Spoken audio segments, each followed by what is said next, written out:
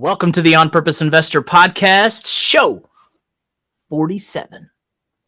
We are the On Purpose Investor, and we talk about the roadmap. And we had this roadmap of being able to stay home with our kids and work when it was flexible and fun. Mm-hmm. I got to a point where I was doing more family time than work, and that put me out of alignment with my values. Mm-hmm.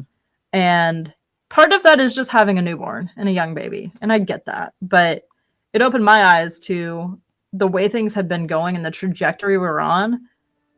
It might have aligned with the roadmap, but I changed. Welcome to the On Purpose Investor Podcast with your host Eric and Tiffany Vogel. We've spent several hard years building a rental property portfolio so we can have more time with our family and live our ideal life. Now, finding your path can be difficult, so we're here to guide you along the way with lessons, tips, and tricks to design and implement your dream life. Now, sit back, turn up the volume, smash that follow button, and get ready for this episode of the On Purpose Investor. Welcome back, On Purpose Investor Nation. We are here again today with another awesome interview, and today I'm in studio with my guest. And might I say, this is the most attractive guest I've ever had. I'm trying to stay as non-profane as possible. Wow. She's beautiful. She's lovely. She is my co-host, but today she is my guest as a interviewee. Yes. I'm the interviewer. Yes. And we're going to be digging deep into Tiffany Vogel. So welcome to the podcast, Tiffany. Thanks. I've been blushing a little bit. It's good to be back. Yeah. You have been off of this podcast for about 4 months now. No, it's about 6 months. I know we pre-recorded a lot to get ready for our son, and he is now 5.5 months old. So okay. It's been so it's over 6 months. About 6 months since we sat in a studio, which we're in our new studio. Yes. Our old one was in a barn, and now we're in a basement. It's a lot more spacious. That's the title of our next book, From Barn to Basement. Moving down in the world. But, you know, I'm so happy to have you back here. I love the interview series. I really did. I got to meet some very awesome investors. Hey, you're not done with the interview series. Well, I've enjoyed the first 11 episodes of the Yes. interview series. And I met some really great people. And I know you've come to me and said, oh, God, I just listened to this episode. I really love that you asked this question. And I really love what your guest said about this or this or this. Yeah. And it was just good to hear. But I don't like flying solo that much. I like having someone here with me and in studio that I can talk to and resonate with. And, you know, that's a big thing that we set forth when we started this podcast, was that we want to grow together. We want to share our story, and we want to help as many people as possible. Yeah. Everything we've done in business has been together. Yeah, it has. So it's good to be back. Yeah. But you can't together with having a child. So Yeah. I had to bow out for a little bit. Yeah. And those interview series, I mean, I was on the road a lot with the military. I'm about to go on the road again for another long stint, and just glad that we can get all this done together. Yeah, definitely. It's been fun. All right. So Tiffany, let's dive into this interview. We're not going to be as traditional as I have with the other interviews, because we've spent 40 something episodes now talking about our story. So a lot of our listeners know about your story, but we are going to touch base on several of those things. The first question, which I think is pretty well known, you know, what do you invest in? Yeah. Yeah. So Well, tell us. I think that has shifted though, since we weren't really buying a whole lot. Mhm. We are under contract now on a house, but it's been over a year since we over a bought. year. So the market was not in a place that we were finding deals, and we were focused on building this podcast and the book and having right. another baby. So minor things, you know, nothing too crazy. Yeah. That's sarcasm. That is sarcasm. Yeah. We were I doing a feel it. lot. Yeah. And we moved 2 weeks before our baby was born. And then when we brought our second son home from the hospital, the house was not done. No. The bathroom was, you know, we couldn't go to our bathroom because there was tile being installed. Yeah. Like, we brought the baby home on a Thursday and the tile guy started work on Friday. It Yeah. kind of worked out like that. I remember coming home from the hospital and I was exhausted because the nursing staff has a thing against mama sleeping, apparently. That's the They joke. got to poke you. Yeah. So you got to check your vitals every hour, it seems. Yeah. So getting home, it's like, I really want to go take a nap, but I couldn't take a nap in our bedroom because there were contractors all over the house. So I hunkered down in the guest room. We made it work. It was not exactly what you want to bring your baby home into. We didn't have a nursery. We didn't do all the things that mamas typically do. Yeah. But we had a baby. He's healthy. He's got good lungs. He likes to scream when he doesn't want to nap. But that's right. Over the course of Tiffany not being on the podcast, that's one of the biggest things that's happened is that we had a baby. You had a baby. Yeah. And adjusting life to that and trying to get back into a groove of what does it look like to be a real estate investor again? What does it look like to be a podcaster again? What does it look like to be a mom of 2 boys and being this, figure on the podcast and being the person in our business that runs things. Yeah. So I want to talk a little bit about that. Like, what does it look like for Tiffany to balance all of that? There's so much to balance. It's a lot. It is. There have been a lot of shifts for us as a couple, as business partners. I think one of the more important things we did was just kind of assess, what do I want to do? And I've realized a lot of the things I've done in the last probably decade has been for somebody else. I mean, having kids, we wanted kids. Yeah. We did that for ourselves. But career choices and growing the business and things like that, like a lot of little day-to-day things that we did was to make somebody else happy. Right. Or to make each other happy. And you were just gone for 6 weeks? I was gone for 6 weeks. Yeah. And I had a 3-month-old and a little bit over a 2-year-old by myself. And the 3-month-old was not sleeping. I was up every 2 hours because he was sick. We messed up some probiotic stuff that caused a lot of tension and gas and tears for both of us. So I was running on probably getting an hour of sleep and then being up for about 2 hours every night. So just entirely sleep deprived. Hindsight, I should have hired somebody to come in and take over at night and help me. You don't know what you don't know, though. No. But it broke me down to the point of I cannot continue to live out of integrity with myself. And with that has come some realizations of I want to work more. Yeah. So we now have a nanny helping us. She's upstairs with our kids right now. Well, they're napping, thankfully, but she comes 2 days a week, and that frees us up because we were trying to juggle working while watching the kids, and it just was not, I don't know how we got anything done. It's a wild thought that we got anything done. Yeah. I guess we just waited till nap time. And my mom was here. She helped us a ton. She did. But once Liam came into the picture, I was still taking care of him and trying to do phone calls while nursing. I would listen to a podcast while holding him for a nap because that was the only way I could get him to sleep. It was a mess. And she was watching Otto. But while you were gone, not sleeping and having 2 rambunctious boys just opened my eyes. I love our kids. I want to be around them. What we're doing today is great because we get to go upstairs and interact with them. And then we come down here and record a podcast episode. And I know when we're done with this in about an hour, I can go back upstairs, see my boys, and, continue working, but also have that balance. Yeah, we don't have to sacrifice time away from family to do the things that bring us, what brings us, value, what brings us purpose. Yeah. And we can combine them. Yeah. We can do them together. It's funny because we are the on-purpose investor and we talk about the roadmap. And we had this roadmap of being able to stay home with our kids and work when it was flexible and fun. I got to a point where I was doing more family time than work, and that put me out of alignment with my values. And part of that is just having a newborn and a young baby, and I get that. But it opened my eyes to the way things had been going and the trajectory we were on. It might have aligned with the roadmap, but I changed. Yeah. And revisiting the roadmap regularly is important because we had this vision of traveling in an RV all the time. And I think that's still part of our vision, but we realized having a toddler who can climb out of a crib is not practical with the setup that we had in our RV. That would be in the same sleeping space as his younger brother. Right.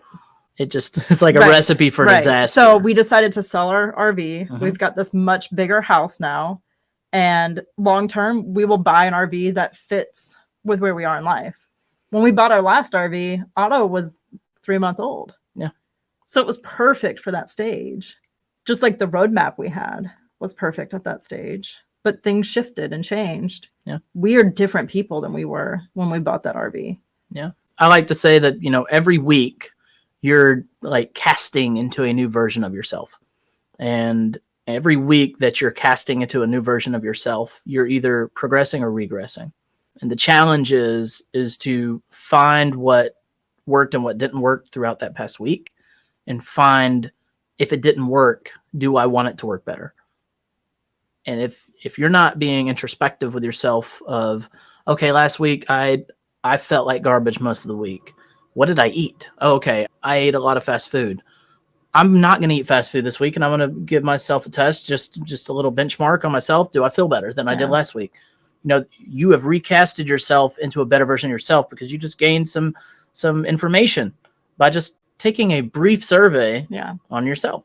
Yeah. Now, it doesn't have to be that minute of a detail. It could be a very overarching detail. It could be, I was very frustrated this past week.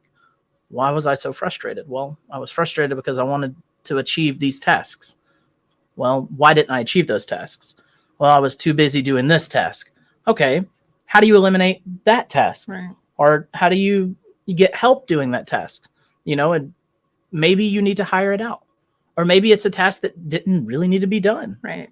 Maybe it's something that could have waited and you could have gotten to the thing that you really wanted to do. Instead of getting to the end of the week and being frustrated that you never got to get that done, and now everyone around you suffers. Mm-hmm. Because when you're not the best version of yourself, the people around you are absorbing that. Yeah. I was getting very frustrated with Otto, our 2-year-old. And it was because of sleep deprivation. You can only do so much when you're running on 3-4 hours of sleep every night for months and months and months. Mm-hmm. So when you came home, we were fully prepared. We were going to start sleep training so that I could start sleeping again. Mm-hmm. And that caused a big shift. And I've been investing in myself and doing some of those introspective comparisons and analysis to see, why was it so miserable while you were gone? Yeah. And it was because I was exhausted. Like, you just physically cannot function. But I was also not mentally challenged. Yeah. When Otto was that age, I remember taking online seminars while he was napping. Yeah. So I was still getting that mental stimulation, I guess. Right. This time around, I had no energy to put into myself. So I was just pouring out constantly for the kids. And your gas tank just runs out. Yeah. And you're running on a depleted resource. Right. And so nobody really benefits from that. Right. Our relationship, had to be put on the back burner. Completely. Because we had to focus on making sure the kids were where they needed to be. Right.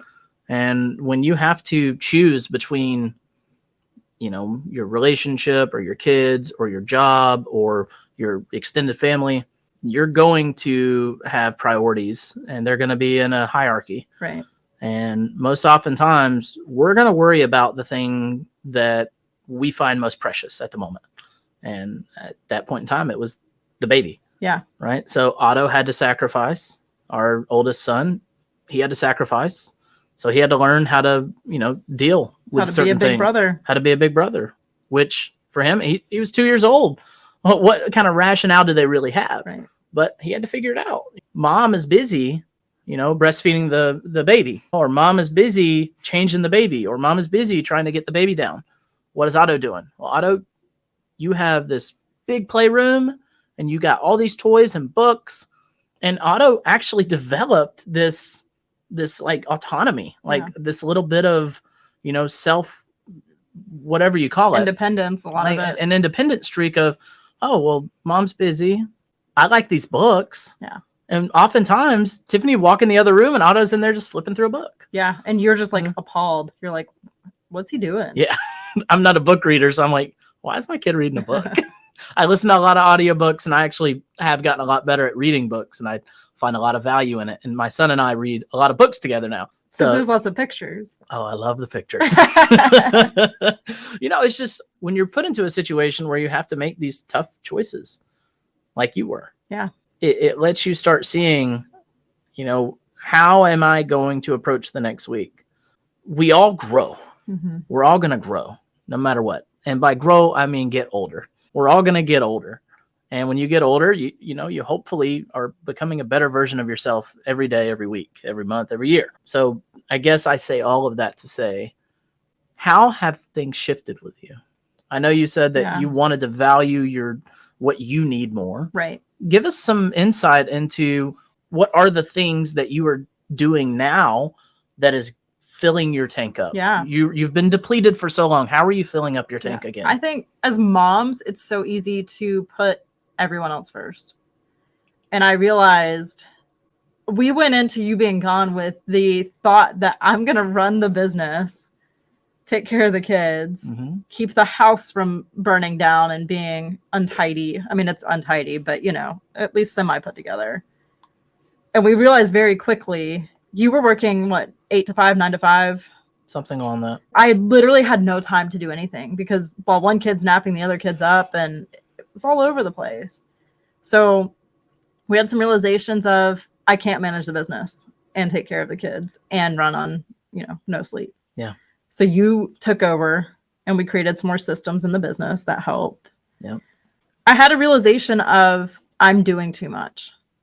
And we sat down and I sent you a video to watch, a movie from Amazon called Fair Play. The premise of it is it's a deck of cards that you can get on Amazon, and it has a list of 100 tasks that go in the household. And it's everything from organizing childcare, picking up the mail, doing the dishes, like everything this woman could think of. And she put them on these cool cards. And the idea is you go through them and divide up who can do what so that it's more equal in the home. And in the movie, which I read the book also, I think the movie does a great job, particularly for husbands, to understand women went back into the workforce or went into the workforce. I think she said in the 70s. World War II. Okay. So 40s. But then they came home from war and the moms kind of stayed at home again. But then in the 60s and 70s, women realized, I can make my own money. Let me go build a career. But the household duties still stayed with the women. Yeah. So they were all of a sudden working a full-time job at work and expected to show up and be an equal to men. But then we also have this responsibility of bearing children and caring for them and running the entire home. Yeah. And you did a ton of stuff before we went through this. Like, you have always been a great husband and a great partner. But there were so many little tasks that just added up. And the way we've talked about it is like a tab open in my browser of my brain. And it got to where I had too many tabs open and I couldn't do it. Yeah. We also have cookies of like, where's this thing? And it's like, give me a second. It's right here. And like, I know exactly where it is. God forbid you ever clear your search history. I know. I need to clear those cookies. But there's so much that I was mentally carrying. Yeah. In the book and in the movie, she calls it invisible workload. And now going into this, I was not excited because the last thing a man wants to hear from their spouse is, hey, I need you to do this. And then reminded 10 times. And then reminded 10 times. And as a man, you want to believe that you are the best father figure or husband that you can be. And for the most part, men say, I will take care of the manly things. I'll take care of the lawn. I will take care of the trash. I will, do the things that are men things to do. Yeah. What this movie does and what the book does, it really opens your eyes to, it's not just the task of cooking dinner. It's the task of figuring out where is it in the grocery store if you're going shopping. What are we going to eat? What are the ingredients? What are we going to eat? What are the kids going to eat? Okay, that has to go onto a grocery list. Okay, now the groceries have to be gotten. Or, the kids are in daycare or they're in school and there's a shirt day and say it's Red Shirt Day. And, that letter comes home from school. Well, in these note cards, there's a task for all of that. Who's dealing with the school tasks? Okay. Who's dealing with the things that go along with the school task? Yeah. Because in the movie, it's, the guy had been aware that he was supposed to get a red shirt, but wasn't keeping in his browser when that shirt day was, and completely missed it. Like he was like, yep, I got the shirt. I'm going to get it. I'm going to get the shirt. He never got the shirt. Kid went to school with a green shirt and it was supposed to be a red shirt. And it's menial tasks. Like they seem so frivolous, but when you have 1,000 of them, the kids are at a certain age where they now get more than 5 milliliters of Tylenol. How do you keep track of that? Like, is that her problem or is that my problem? Well, to deal with, with young babies, when we were pregnant, it's like, what car seat is the safest? What pack and play is fine? What's the best way to have a baby sleep and not die? Like, and then you should have been worried about more of what can I eat that is going to nourish this baby growing inside of me? Right. But what can I eat that's not going to give me heartburn? Right. What can I do to prepare mentally for labor? What can I do to prepare mentally for postpartum? And the dad should absolutely be the one to research all those car seats, to research the best pack and play or crib, because those are tasks that either one of us can decide. Right. I can't decide what you want to eat and what's going to be best for you to not have heartburn pregnant. Right. I can't make those choices for you. That should be in your lane. Right. But my lane, I could easily go on Amazon or go on Google and type in, highest rated car seats for rear facing. Right. I could have absolutely done that. Yeah. We hadn't done this at that point. Yeah. And so in my mind, I'm like, well, she's having the baby. That's her deal. Yeah. And not that I was trying to be mean about it, but Tiffany oftentimes just says, hey, you know what? I got this. I'll take it. Right. But when she says, hey, I'll take it, that is a huge load. It's a huge load of responsibility to carry. Yeah. When it can be split up. Right. Because what everyone acknowledges between spouses and chores and duties are the tasks that we can see. Right. The biggest thing that I took away from that whole course is you don't need to be reminded to do something, because it stays on my task list. It stays on her task list if she has to keep reminding me, hey, did you get that red shirt? Hey, did you get that red shirt? What it needs to be is she handed me the folder from school. I opened it up. I read what was going on. I see there's a red shirt. I put it on my task list. I go on Amazon and order the shirt, or I make sure I go to the store and get the shirt. I make sure the kid is wearing that shirt on that day. And he goes to school, and let's say you're dropping him off and you're like, oh, that's a cool red shirt. What are y'all doing with that red shirt? And then I am now the holder of this whole task. And I get to say, there's a note came home last week. Today's red shirt day. Yeah. We took care of it. It's got it. And you didn't have to think about it. On the wives' side, though, like, let's say trash is one of yours. Mm-hmm. Today, the trash got pretty full. Mm-hmm. This weekend, it got pretty full. Yeah. You weren't here. I very well could have emptied the trash. I didn't. I should have. But it's not your task. It's not my task, but you were also gone for the weekend for military duty, which is completely understandable that you can't do a task if you're not in the house. But I didn't have to say anything. No, you'll never have to. Right. Because I know that is my lane. Yeah. And if for some reason that trash gets overflowing and, you can't put anything else in it, and I haven't noticed it, because I sometimes travel through life blindly, and it's not that on purpose. It's just, I sometimes live in a zone of focus that's outside of reality. And I just, I'll go to put something in the trash and be like, wow, that's full. Well, yeah. I have to stay hard at focusing on that is my task. But the thing is, I didn't have to say anything, but I also didn't say anything. Yeah. You saw it. Mm-hmm. Like, when the sink is full of dishes, that it's on you. Yeah. Mm-hmm. I like the sink to be empty every day. That's how I like to run the dishes. I've had to let go of that. Yeah.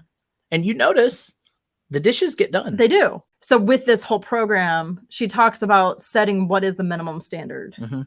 And also talks about what is the consequence if the minimum standard's not hit. The kid's t-shirt thing was a big deal because that kid's feelings got hurt. And that's important.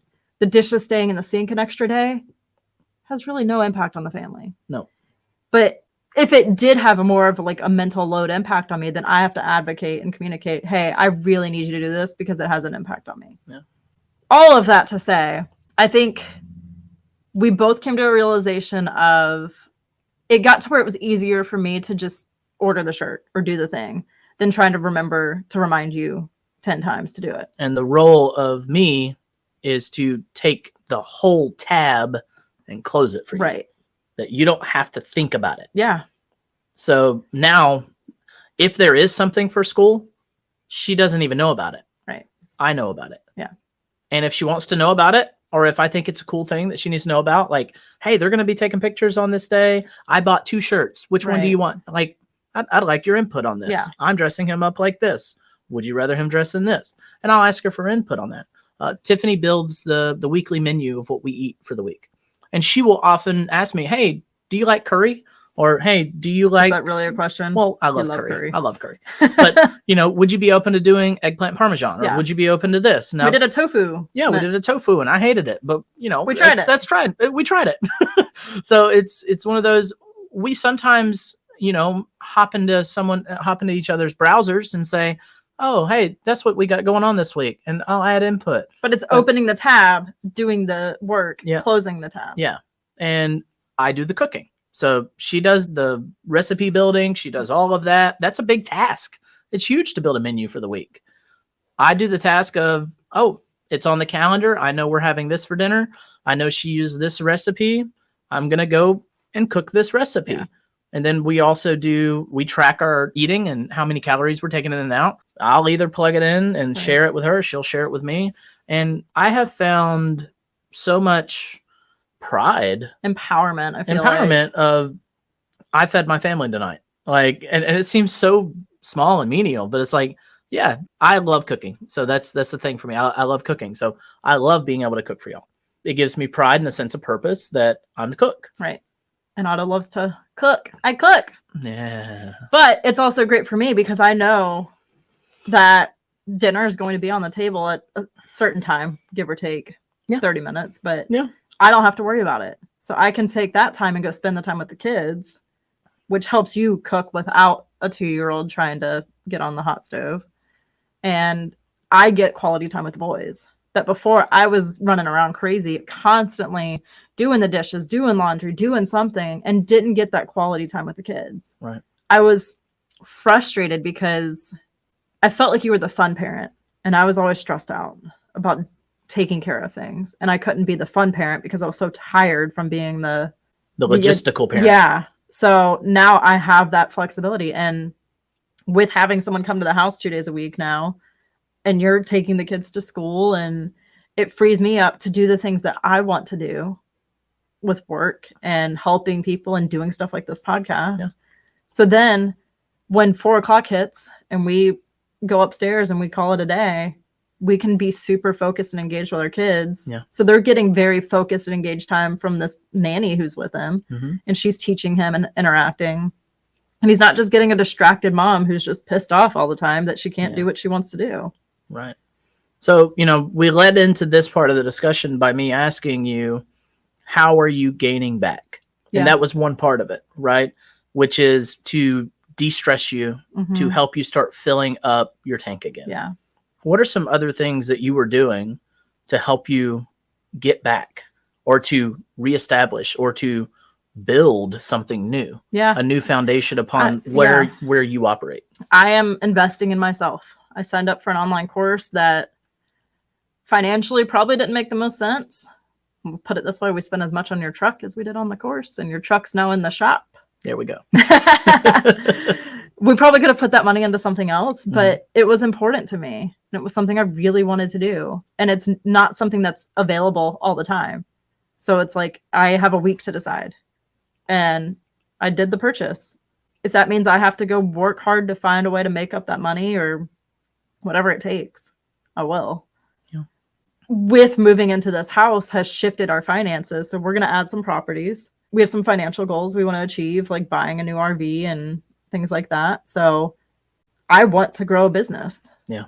And we're still figuring out how that looks between me as an individual, us as a couple, us as business partners, us as a family.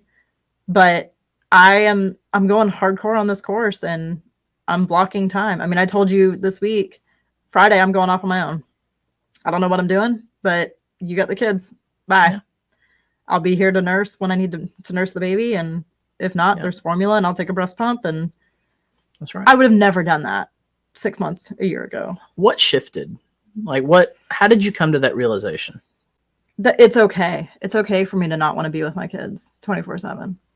Why did you feel such a responsibility to be that? I think it's pressure that we put on moms. And we worked so hard to build financial freedom to spend time with our kids. That was kind of the punchline of it. Yeah. And then I'm like, dang, I don't want to be around this kid right now. Yeah. Because, there's someone screaming. Because it's a lot. And especially while you were gone, like I was solo parenting 2 kids right at 2 and a baby. Mm-hmm. It was too much. Right. It was. And I had this expectation of, well, they're my kids. I should be able to handle it. And that's garbage. Yeah. I just think it's pretty amazing that you've gone through such a shift, that you're transforming. Yeah. I just want you to know that I'm very proud of you, because I know how goal-oriented and how lacking you were in the challenged field. But I also should have acknowledged having children is still a big accomplishment. Yeah. It is. It's a huge accomplishment. And it's okay to not have goals for a season, because I am the goal person. I mean, my goal for a while there was like to not kill the toddler at times. Yeah. I mean, as just brutally honest as it is, like there were days that were just such a struggle. It was literally like, we just have to make it to nap time. We just have to make it to bedtime. Yeah. Oh, it's 15 minutes before bedtime. Oh, it's time for bed. Let's go. Yeah. It was survival. That's right. But coming out of that, I guess it was the pressure to make a diamond, and that I am uncovering more and being more introspective of what I truly want. And you were talking about eventually you're going to homeschool the boys and doing field trips. And I was like, well, I want to go on the field trips. I told her she can't unless she does a background check and she becomes one of the chaperones, and she'll have to fill out a piece of paper to come on our, and that I was going to buy a little mini bus and paint it yellow. Took a whole tangent. And then have a school bus. And then Otto said, school bus. And then Otto got distracted, like, school bus. But that is the beauty of what I want to build.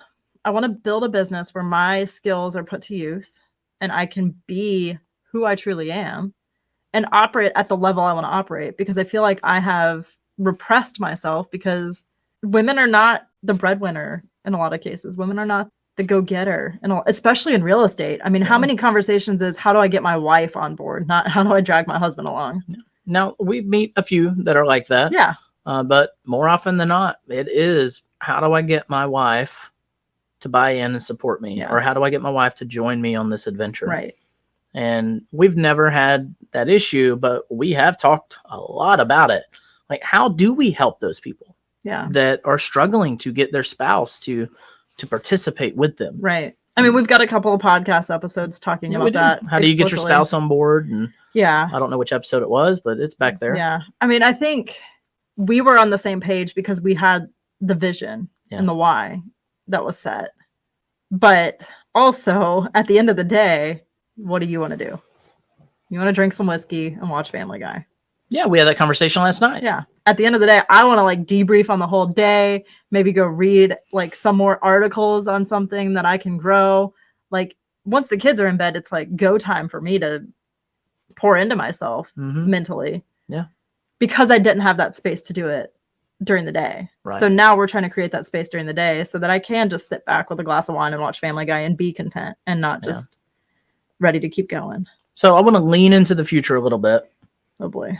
And just ask you, what does Tiffany identify herself as in 5 years? If you had to give yourself a title, like I am Tiffany the blank in 5 years. I mean, I think I want to continue investing in real estate because it's fun. It's gotten to be easy money for us because we have the systems and know what we're doing. And I think it's not easy. It took a lot of years of building the relationships to make it approachable. So if you're out there, you're like, oh, it's so easy. How is it so easy? And it is easy for us now. Right. Yes. Because we have paid our dues and have learned the lessons. And now our mindset has leveled up. We have a possible tenant eviction happening right now.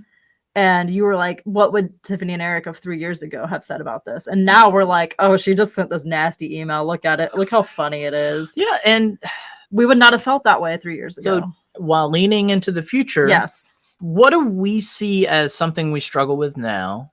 And how are we going to look at it in 5 years? The big thing that I see is imposter syndrome. We feel like we don't have value to offer. And I think we're starting to see people calling us and saying, tell me more. Yeah. I think in 5 years, we're going to be helping people in a way that we did not expect. And so, yes, I want to continue investing in real estate. I also want to help people do what we did in their own way. Absolutely. And grow a business that is, I don't know, I want to help women because women are underrepresented in our industry. I just recently started running a mastermind group with a couple ladies, and that is going great. Like, we are all encouraging each other. We send a text out on Monday mornings talking about our goals and what are we doing for the week. And someone responded, thank God you sent this text. I almost just ate a piece of cake for breakfast. So it's accountability. It is. It's accountability, and it's a challenge. Yeah. And I responded, oh, I was about to go get a donut because daylight savings time kicked my butt. Yeah. But we all encourage each other to push forward. Yeah. And I want to continue doing that.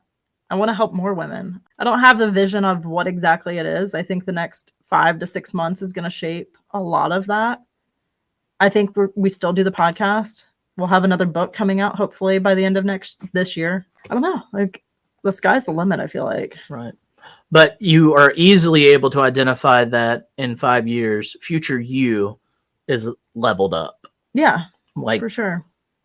Today's problems, we solve them the way we're able to solve them today with the knowledge and the experiences that we have. So we're able to solve eviction problems now so much differently than we did 3 years ago. Right. And in 5 years, we may not even ever think about evictions again. Yeah. Because it may be automated in a way that it's a moot point. So, like, and today we're trying to level up our income, and we're trying to level up our impact that we have with other people trying to get into the space or trying to build a better life for themselves. Yeah. And I just look forward to seeing Tiffany grow. Yeah. And into this, this badass that she really is. Yeah. Well, something that I came across this past weekend that we talked about last night was we have to live the life that will entice other people to want to live our life, or a life, their own version of that. Yeah. So you follow Mark Ferguson of Invest for More, and he has some really cool cars. Oh, absolutely. I don't really know. I just know that people say they're cool cars because, I don't know, they're pretty colors. That's all they're like collector Lamborghinis. Yeah. So, but he uses that as leverage to say, hey, if you want cool cars like this, follow these steps. Yeah. So he's not selling any big major no class or anything like that. He's truly out there just trying to help people. Yeah, and that's what we're doing. A purposeful life. We had no intention of moving. I was 8 months pregnant when I showed you that house. Like, who the heck thinks, hey, let's go move and renovate a house? It was stupid. But it fit everything we wanted for our family and our dream life. And you convinced me, hey, this is going to be a good idea. I'll make sure the renovation is done in 30 days. Yeah, it didn't happen. And 93.5% of it got done. Yeah, but not our bathroom. But the last 6.5% took just as long as the first 93.5%. I don't regret it because we have a beautiful home now. Yeah, we do. But we were living what we set out and what we taught. Yeah. In Dream Life University, we talk about having a roadmap. And our roadmap was a home very similar to this, built on our land that we owned.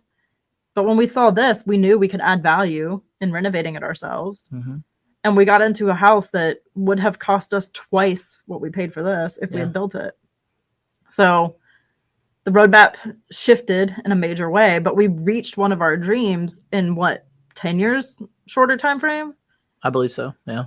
So we have a pool. That was never on the roadmap. And now when this thing came listed, I was like, it has a pool. And part of me was pretty excited, but most of me was dreading it because I'm like, that is so much work. Like, I love the idea of being at the pool, but I don't want to balance it. I don't want to do all the chemicals. I don't want to skim it. I don't want to vacuum it. There's so many little tasks that go along with it. But then I got to thinking, I'm like, well, in 5 years, we're going to make so much money that I won't even have to think about it. I will have so many people doing so many things around here that everything's going to be in perfect working order all the time. And I just get to enjoy the benefits of it. You are going to invest in yourself over the next 5 years. Yes. To build the life that will support that goal. Absolutely. And I have to put a dollar amount on it. Right. I have to know I've got to make X amount more dollars a month. You got to go buy to live this house or that house, but you're willing to put in that work to reach that. Right. And I think the lessons in the life that we've experienced over the last 6 months is helping us to help others. Right. Absolutely. Because we're going through some hardships and a lot of growth that I think is very similar to the hardships and growth we went through when we first started looking at getting into real estate. Yeah. So I'm hoping people can grow with us as we go through these big changes. Without a doubt. So since we last had you on this podcast, I was very pregnant to where you are today. Yeah. Y'all, this is a leveled up version of Tiffany Vogel. Y'all thought she was amazing before. You just buckle your seatbelt, especially if you're driving. But she's gonna deliver. And I'm so excited about the next season coming out in a few weeks, where we're going to be diving into some basics on real estate investing. We're doing some deep dives into all the systems. Yeah, all the things that people ask us. Yeah, when they're trying to get started. How do I do this? We want to be able to say, hey, go listen to this podcast episode and then ask me your questions. Yeah, because then we can help more people that way. Yeah, because at the end of the day, that's what it's about. Yeah, the idea of this podcast, and I've said it many times before, it's that we want people to live with a clear sense of hyper-intentionality. We want people to live every single day with so much intention that when they lay their head down at night, that they knew that day was a stepping stone towards the next day. Yeah. Our goal and our mission is to get people to see their future and their dream life with such clarity and intention that it's not just this figment of possibility. It is a concrete, we are making it to this destination, and here's how I'm doing it. Yeah. Well, and I want to add, our roadmap that we made when we got started was to get us to this point that we're at right now. I would argue that and say it was to get us to where we were 6 months ago. 6 months ago. Yeah, I think that's fair. And we have realized we have to update it regularly. And we're leveling up faster than I think we thought we would. Yeah. And I can't remember the quote. What is it? Like, you can accomplish more in a year than you think you can, or you can accomplish more in 10 years than you think you can. Well, people overestimate what they can do in one year and underestimate what they can do in 10 years. I think it was Bill Gates, or I don't know. Maybe Microsoft guy. Warren Buffett. Warren Buffett, maybe. One of those folks. I've told y'all many times I'm horrible at recalling quotes. But the point is, we accomplished more. I mean, we're what, 5 years? Or we celebrate our fourth wedding anniversary coming up. So we're about 4 years in, 5 years into the investing game. Yeah. I don't think we thought we would be where we're forecasting that soon. Yeah. So we probably need to sit down and redo the roadmap from scratch. Yeah, we really do. And I would say when you start living your life with intention and clarity, you start seeing results that are similar to compound interest. Yes. If you work and you live your life and you're just, you have the idea of, I'm going to work until I'm 62 and hopefully have enough to retire. I feel like that's the growth of a normal trajectory strategy. And then, the idea of how many eye droplets does it take to fill Fenway Park or, New York Stadium, Yankee Stadium. If it doubles. If it doubled every drop. Yeah. What is the answer to that? If it dropped every minute and it doubled in size every drop, it would take, I think it's like 50 minutes, 45 minutes to fill the whole stadium. And at what time was it half full? Right. And it's 1 minute. 1 minute less than whatever that number was. 1 minute less than, let's say it fills in 45 minutes. At minute 44, it was only halfway full. Yeah. And at minute 45, it's all the way full. Yeah. So when you can start living your life with that intention and that clarity and have just this clear trajectory, of where you're going. Now it's going to shift. Right. Because you're probably going to be forecasting that, wow, this seems unrealistic. Right. This seems unrealistic, but I'm going to forecast it and I'm going to build it and I'm going to get there. And then you get there and you're like, what? Yeah. I can't believe I'm there. And now you have to do it again. Right. And be unrealistic again. Right. We follow Brandon Turner and he had a 3-year goal, I think it was, to move out to Hawaii and did it in 6 months. Yeah. Because he was very clear on what he wanted and he went after it. We had a goal, not really a timeline on it, but to have a similar house to what we're in. And yeah, it just kind of happened. I don't know how else to explain it, but we were doing the work. That's really what it boiled down to. You have to be living the identity version of what you're going into. Right. So, a lot of people say dress for the job that you want in whatever medium you're working. It's the same idea. Yeah. And I feel like for us and me in particular, my identity has shifted. And I know you were talking, your identity has shifted in the way you eat. Absolutely. And you're making better choices. So like the identity shift has happened. So now it's just doing the work and it'll flow. That's right. I think 6 months from now, we're going to be looking at a very different life. I mean, we'll have a 1-year-old. So that's a very different life and a lot easier. We'll have a 3-year-old and a 1-year-old. Hopefully the terrible 2s are like it. Yeah. And 3 is going to be a little bit easier. Let's hope so. Here's to hoping, right? Yeah. But I think we have changed our identity. Mm-hmm. And if you are just getting into real estate or trying to take the next step in your real estate portfolio, what do you need to do to be the identity of the person who has what you want? We have mentors that we follow. I don't know them personally, but I listen to their podcast and take their courses and things like that. And I want their life. I want one day to be sitting in a group with them, like a mastermind group, or I want to be friends with them. Mm-hmm. So what do I need to do to be that? I don't know that I have to level up. Yeah, I don't have that identity yet, but I know that I'm one step closer to achieving that identity. Right. So if you want the identity and the life of someone who travels all the time, what is that person doing? What did they do to get to that point that you can do to become that person? One thing I recommend to our listeners about when you identify someone that you love the way they live their life, you love the way they spend their days, never, ever, ever say it must be nice. Because it is. It is nice. And it's nice for them because of everything they did to earn it. Right. Don't say it must be nice. Say, I'm going to have to figure out how to do it for myself. Yeah. And I also will say, don't just look at their business. Like, look at their entire life. Their habits. Well, their family. Mm-hmm. I mean, Steve Jobs built Apple. Yeah. But his family life was lacking. Yeah.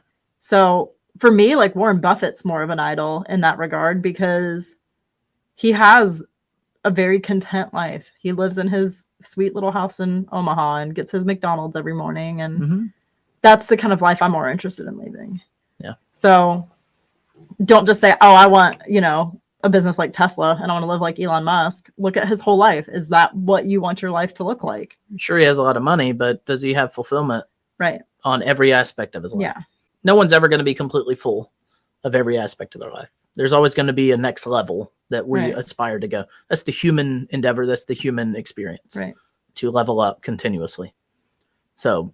But find people who have the marriage you want and the business and the family life and are well-rounded. Don't just go after the person who has the big business, but, gets divorced from their wife and doesn't ever see their kids or if that's important to you. I mean, it might not be. I don't know. That's true. Some people might not identify as a father or a husband, but they are a father and a husband. Yeah. I'm not advocating for people to go leave their families, but I am advocating for people to get in touch with what really brings them joy. Yeah. And share it. Right. If you are married with kids and you're like, I'm not loving this, you might not be loving your situation.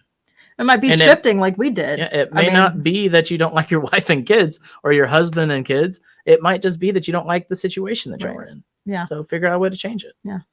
Figure out what's bothering you and change that. Absolutely. Well, Tiffany, we've reached the end of our interview episode. Y'all, it's been a blast having Tiffany back on the show and looking forward to diving into season 5 with you. Yes. Now we're going to get into our Fast 5. Oh. and talk these 5 questions we ask all of our guests in this interview series. So question number 1, are you ready? Yeah. Let's do it. What advice would you give to investors trying to get started today? I think it's the identity. I mean, we talked about action, but I think the action comes from the identity. And if you can figure out your why and then embody the identity of the person who has that why, the rest will flow. Amen to that. Be, do, have, I guess is the... Explain that a little bit. Be, so do, have. Be the person who does the thing. So be the identity, do the things, and then have the results. I like that. Yeah. Good stuff. That'll be good. I did not make that up. I don't know where I found it. It's good stuff, though. Yeah. Number 2, do you have any YouTube or podcast shows you recommend our listeners check out? Obviously, this one. I am big on one rental at a time right now. Michael Zuber. He talks a lot about the current things going on in the market, in the industry, in the world, the economy. And with the changes that are coming, I think it's important to stay on top of what's happening. So he does like a 15 minutes, 5 days a week video. Probably the best 15 minutes you can invest in yourself. All right, John. Go check out Michael Zuber. Is Yeah. right? And if you do, tell him the On Purpose Investor sent you and it'd be great. Yeah. Right on. Number 3, if you had to pick one book you feel made the biggest impact on your life so far, which book would that Probably be? The One Thing. The One Thing. Yeah. Gary Keller And Jay Papasan. and Jay Papasan. Yeah, because I think a lot of things flowed from that, Mhm. but it helps create the infrastructure that you need to get stuff done. Wow. I almost said a bad word. We're trying not to say that word anymore because our son is just the repeater. Yeah. So Yeah, he Can't. says it at school. It's not That's good. Number 4, what do you feel has been the secret sauce to your success? I think it's working together. I think it's the two of us as a team, and each of us self-analyzing regularly and being willing to pivot for each other and the partnership. Right. And if you're building a business and your wife or your spouse isn't on board, question, are you doing the things that your spouse needs? Go watch Fair Play. Yeah, Just saying. absolutely. Go check that out on Amazon Prime. Is that right? Yeah. Amazon Prime. Oh, yeah. Prime Video. Amazon Yeah. Prime Video. All right. Last question before we get out of here today. How can our listeners get in touch with you to follow you and your journey? I would say social media, the On Purpose Investor as a whole, that brand, we post a lot of stuff out there. Mm-hmm. Or email me, Tiffany at onpurposeinvestor.com. All Love right. to hear from you.